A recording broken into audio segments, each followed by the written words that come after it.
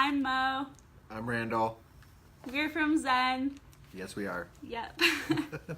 So today we are going to be talking about floating for osteoporosis. We had someone who has osteoporosis and she's a floater. Her name is Jess. She wrote an article for our blog and talked about how she uses floating for osteoporosis, which that was actually something I hadn't heard of before. And so it's really cool to find this new way that people are using floating and just another benefit. So today we're going to be talking all about floating for osteoporosis. Yeah, this just confirms that floating has a myriad of benefits. And I also did not know about this one, but we just keep finding new ones. Yep. So we'll teach you about as much as we can, that we've researched so far about this one. Yeah, and then that article is up on our blog, and I'll post the link to it in the comments after the live if you want to check that out. But so I guess first, one thing we want to make clear, floating won't prevent or cure osteoporosis, but it can provide relief and benefits to help manage it and relief from pain. So that's what we'll go through today. But I guess we'll first start by talking about what osteoporosis is.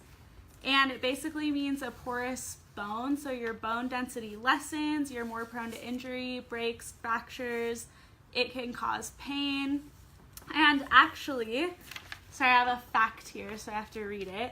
But according to the International Osteoporosis Foundation, over 8.9 million fractures worldwide are caused from osteoporosis every year, which that's a ton of fractures. So floating and being able to not necessarily prevent breaks or fractures if you already have osteoporosis, but how maybe you can just manage and deal with that.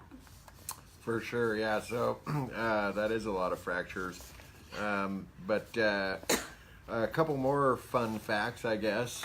This just in. This just in. Feels so official today.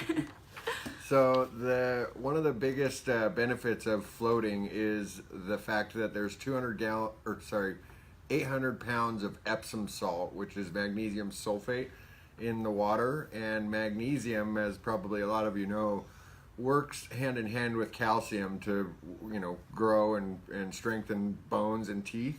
And in fact, magnesium is really important for a lot of different things in your body, but I'm going to go ahead and read mine too. So magnesium is essential for calcium absorption. Magnesium assures strength and firmness of bones and makes teeth harder. I wrote this down because it sounds cool. Magnesium participates in an astonishing array of biochemical reactions. This is true. And then the other fun fact I found is magnesium deficiency, which we've talked about this in other lives, but most of us are magnesium deficient. Unless if we live by the ocean and we're surfers and constantly in the water, we're not it's really difficult to get magnesium through food, basically.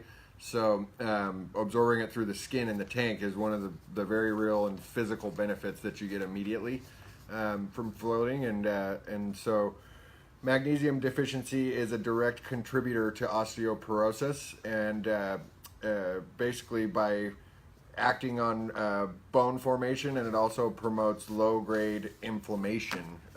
So magnesium helps with inflammation and lowering that in your entire body, not just bones. But yeah, and one thing I wanted to point out, which you mentioned at the start, is magnesium helps with the absorption of calcium, and calcium helps with bone density and building bones, so it's super important for osteoporosis and prevention and things like that.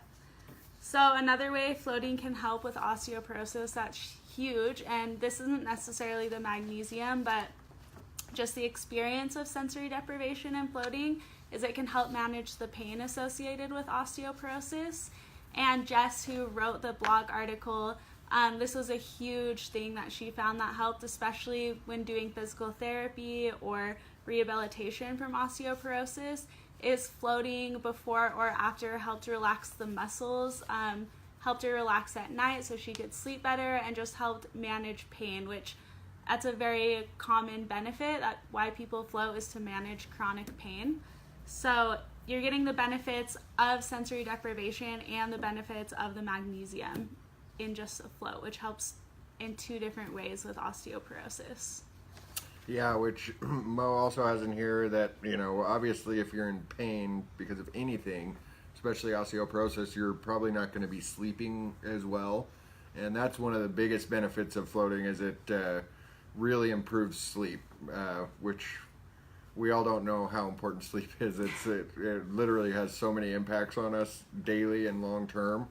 In fact, I read if you don't get enough sleep, you know, throughout your life, it's one of the leading causes to Alzheimer's, and so forth. So anyhow, sleep is super important, and it gets much better when you're floating. Yeah, there was a study done, I forget which one, but it found out that 1 hour of floating is the equivalent of 4 hours of sleep in terms of reducing cortisol levels. And cortisol is what spikes and makes you feel that stressed or anxious feeling. So floating helps reduce that, and you're more relaxed, you can sleep better, and then of course it can help with pain, so you can sleep better in those terms as well. Yep. Yeah, so do we have any questions?